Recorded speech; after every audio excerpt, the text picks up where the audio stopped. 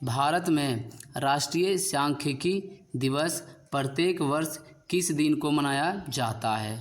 तो इसका आंसर हो जाइए 29 जून को। ठीक है, 29 जून को भारत में प्रत्येक वर्ष ये राष्ट्रीय सांख्यिकी दिवस के रूप में मनाया जाता है। चलिए इसका नोट्स है, ये महालनोबिस का जन्म 29 जून 1893 को कलकत्ता पश्चिम बंगाल में हुआ था। ठीक है, ये महालनोबिस जी का जो जन्म हुआ था ये कलकत्ता, यानी कि अब इसका नाम कोलकाता पड़ गया, जो कि यह पश्चिम बंगाल राज्य में स्थित है। ठीक है, सांख्यिकी के जनक के रूप में पहचान बनाने वाले ये महालनोबिस की याद में यह दिन मनाया जाता है। ठीक है, तो राष्ट्रीय सांख्यिकी दिवस क्यों मनाया जाता है? क्योंकि राष्ट्रीय सांख्यिकी का यह जनक है कौन? महालनोबिस। इन्हीं के जन्म दिवस के रूप में यह मनाया जाता है राष्ट्रीय सांख्यिकी दिवस। ठीक है, चलिए नमस्कार दोस्तों आज की इस वीडियो में मैं आप सभी को आज का महत्वपूर्ण करेंट अफेयर बता रहा हूँ। 29 जून 2024 का ये सभी महत्वपूर्ण करेंट अफेयर क्वेश्चन है। रेलवे, एसएससी, स्टेट लेवल या कोई भी कंपटीशन हो, अदर कंपटीशन एग्जाम के लिए ये सभी करंट अफेयर बहुत ही महत्वपूर्ण है। दोस्तों वीडियो को स्किप नहीं कीजिएगा और वीडियो को अंत तक देखिएगा।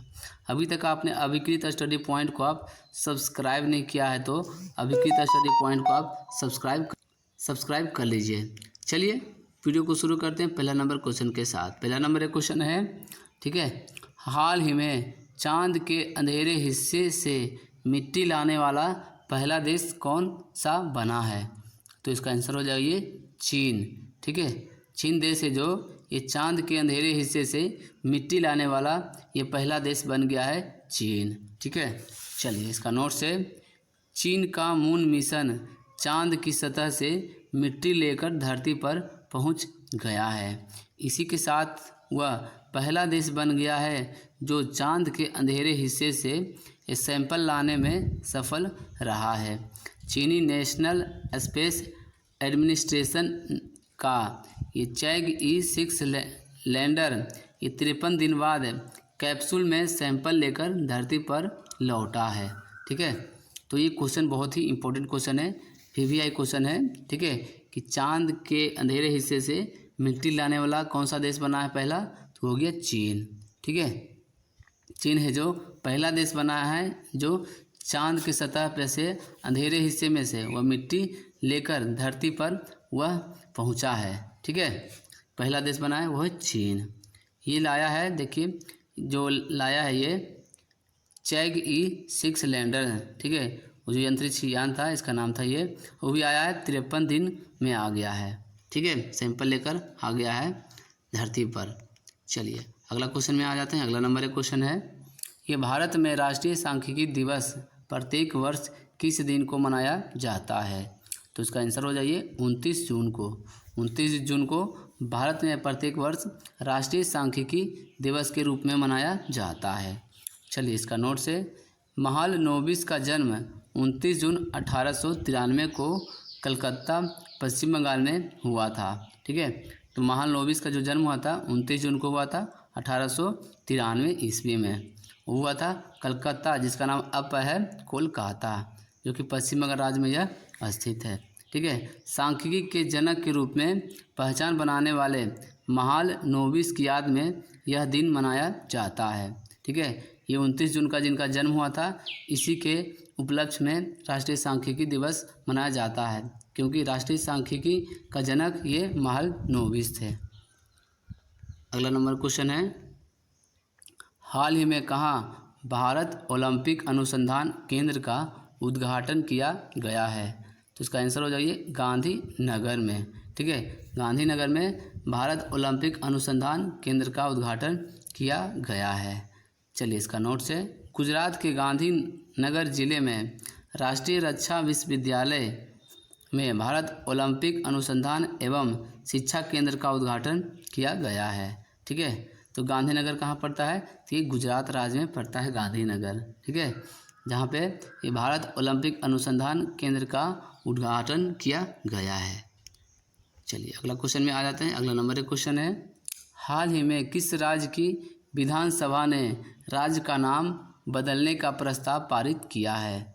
तो इसका आंसर हो जाएगी केरल।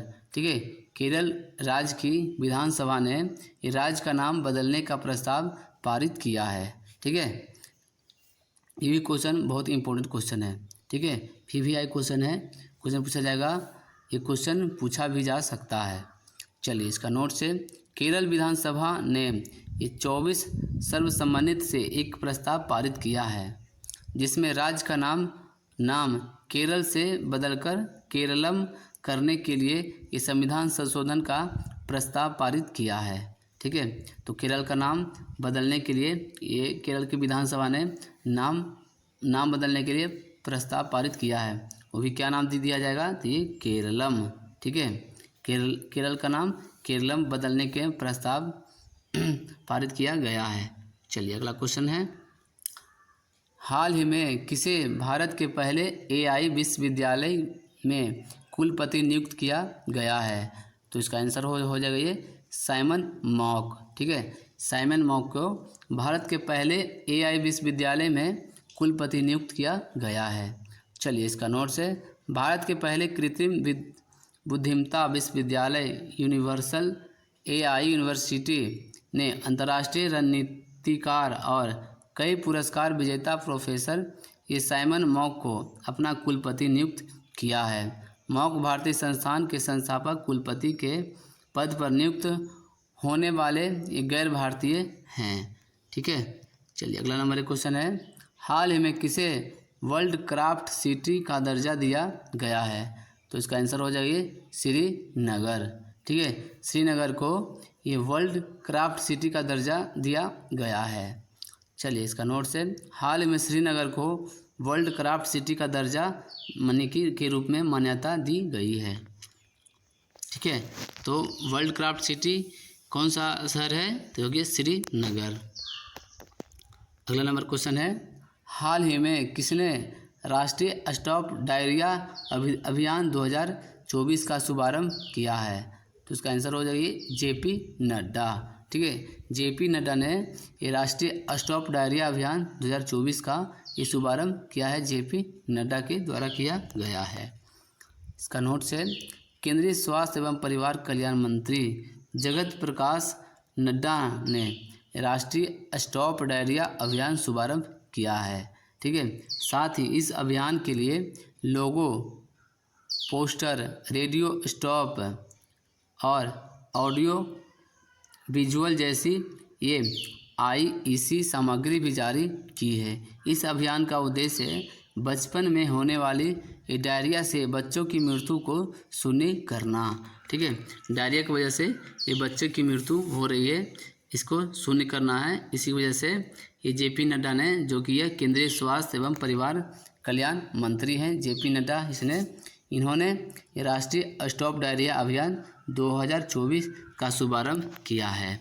ठीक है, ये JP नड्डा के द्वारा। चलिए अगला क्वेश्चन में आ जाते हैं। अगला नंबर क्वेश्चन है, हाल ही में किस बैंक ने सरकार को ये 69-69 करोड़ रुपये का लाभांश दिया है। ठीक है, तो ये सरकार को ये 6,959 करोड़ रुपये का लाभांश दिया है, तो इसका आंसर हो जाइए भारतीय स्टेट बैंक। ठीक है, भारतीय स्टेट बैंक ने यानी कि SBI ने ये केंद्र सरकार को, ठीक है, सरकार को ये 6,959 करोड़ रुपये का यह लाभ दिया है। चलिए इसका नोट से, देश के सबसे बड़े बैंक भारतीय स्टेट बैंक, जिसको SBI कहते हैं, ने वित्त वर्ष 2023-24 के लिए सरकार को 6,959 करोड़ रुपये का लाभांश दिया है। ठीक है, विवेक जोशी जो कि मौजूदगी में SBI के चेयरमैन दिनेश कुमार हैं। ठीक है, ये नहीं होगा। ठीक है, SBI के चेयरमैन कौन हो गए, तो ये दिनेश कुमार। ठीक है, दिनेश कुमार है जो SBI के चेयरमैन हैं। SBI ने वित्त वर्ष, ठीक है, 67,085 करोड़ रुपये का रिकॉर्ड समेकित शुद्ध लाभ दर्ज किया है, जो पिछले वर्ष ये 55,648 करोड़ रुपये था। ठीक है, तो SBI का कुल रिकॉर्ड कितना किया गया है ये लाभ में, शुद्ध लाभ, तो ये हो गया ये 67,085 करोड़ रुपये शुद्ध लाभ किया है वित्त वर्ष में। ठीक है, अब पिछले जो वित्त वर्ष में किया था ये 55,648 करोड़ रुपया लाभ किया था। अगला नंबर क्वेश्चन है, हाल ही में किस राज्य सरकार ने सभी जिले में एक पीएम कॉलेज ऑफ एक्सीलेंस की स्थापना को मंजूरी दी है?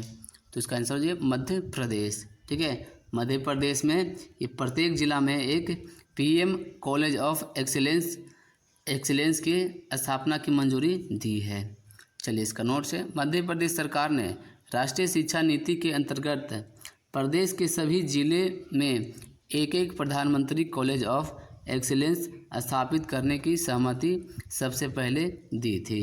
ठीक है, तो सबसे पहले मध्य प्रदेश राज्य ने ही प्रधानमंत्री कॉलेज ऑफ एक्सीलेंस स्थापित करने की सबसे पहले मंजूरी देने वाला राज्य मध्य प्रदेश बना है। अगला नंबर क्वेश्चन है, हाल ही में किसे राज्यसभा में सदन का नेता नियुक्त किया गया है? तो इसका आंसर हो जाएगा जगत प्रकाश नड्डा। ठीक है, जगत प्रकाश नड्डा को ये राज्यसभा में सदन का नेता नियुक्त किया गया है। चलिए इसका नोट से, सभापति जगदीप धनखड़ ने की है 29 जून को राज्यसभा के ये 264वें सत्र के पहले दिन था। राष्ट्रपति द्रौपदी मुर्मू द्वारा संसद के दोनों सदनों की संयुक्त बैठक को संबोधित करने के बाद सदन की बैठक हुई है। वहीं जब यह घोषणा की गई तो प्रधानमंत्री नरेंद्र मोदी भी सदन में मौजूद थे। ठीक है, 29 जून को ये राज्यसभा के सदन का नेता जयप्रकाश नड्डा को यह नियुक्त किया गया है। ठीक है, अगला क्वेश्चन में आ जाते हैं। अगला नंबर एक क्वेश्चन है, हाल ही में 64वीं अंतर्राष्ट्रीय चीनी संगठन परिषद की बैठक ये कहाँ हुई है? तो इसका आंसर हो जाएगा नई दिल्ली में। ठीक है, नई दिल्ली में 64वीं अंतर्राष्ट्रीय चीनी संगठन परिषद की बैठक हुई है। चलिए इसका नोट से, 64वीं अंतर्राष्ट्रीय चीनी संगठन परिषद की बैठक नई दिल्ली के भारत एवं मंडपम में शुरू हुई है। चीनी उद्योग और जैव ईंधन क्षेत्रों से संबंधित मुद्दों पर चर्चा के लिए ये 25 से 27 जून 2024 तक होने वाली बैठक में ये 30 से अधिक देश के प्रतिनिधियों और कई अंतर्राष्ट्रीय संगठनों के प्रतिनिधियों ने भाग लिया है। ठीक है, तो इस बैठक में इसका जो बैठक का जो आयोजन हुआ है ये 25 से 27 जून तक हुआ है। ठीक है, इसमें लगभग 30 से अधिक देशों के प्रतिनिधियों ने भाग लिया है और कई अंतर्राष्ट्रीय संगठन ने भी यह प्रतिनिधि में भाग लिया है। अगला नंबर एक क्वेश्चन है, हाल ही में सरकार ने किसी न्यू इंडिया इंश्योरेंस कंपनी का सीएमडी नियुक्त किया है? हाँ, नियुक्त किया गया है।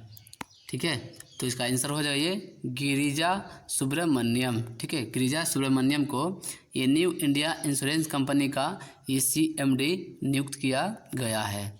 चलिए इसका नोट से, गिरिजा सुब्रमण्यम को ये सबसे बड़ी सामान्य बीमा कंपनी न्यू इंडिया इंश्योरेंस का अध्यक्ष और प्रबंधक निर्देशक यानी कि सीएमडी नियुक्त किया गया है, जो 19 जून 2024 से ये प्रभावी होकर उनकी सेवानिवृत्ति की आयु प्राप्त करने तक या अगले आदेश तक यह लागू रहेगा। ठीक है, तो न्यू इंडिया इंश्योरेंस कंपनी का सीएमडी कौन बन गए हैं? तो ये गिरिजा सुब्रमण्यम। ठीक है, चलिए अगला क्वेश्चन में आ जाते हैं। अगला नंबर एक क्वेश्चन है, ये हाल ही में कौन HDFC ERGO जनरल इंश्योरेंस के MD और CEO बने हैं? तो इसका आंसर हो जाएगा ये अनुज त्यागी। ठीक है, अनुज त्यागी है जो HDFC ERGO का यह ERG जनरल इंश्योरेंस का MD और CEO अनुज त्यागी बने हैं। चलिए इसका नोट से निजी क्षेत्र के सामान्य बीमाकर्ता HDFC ERGO जनरल इंश्योरेंस ने प्रभावी अनुज त्यागी को अपना नया प्रबंधक निर्देशक और मुख्य कार्यकारी अधिकारी नियुक्त करने की घोषणा की है। तो दोस्तों, आज हमने आप सभी को आज का महत्वपूर्ण करंट अफेयर इस वीडियो में आपको बताए हैं। अगर वीडियो अच्छा लगा हो वीडियो को लाइक कीजिए, कमेंट करके बताइए कि आज का बेस्ट क्वेश्चन कौन सा रहा। इस वीडियो को अपने दोस्तों के साथ शेयर कीजिए। अभी तक आपने अभिकृत स्टडी पॉइंट को आप सब्सक्राइब नहीं किया है तो अभिकृत स्टडी पॉइंट को आप सब्सक्राइब कर लीजिए। चलिए मिलते हैं फिर अगले वीडियो में।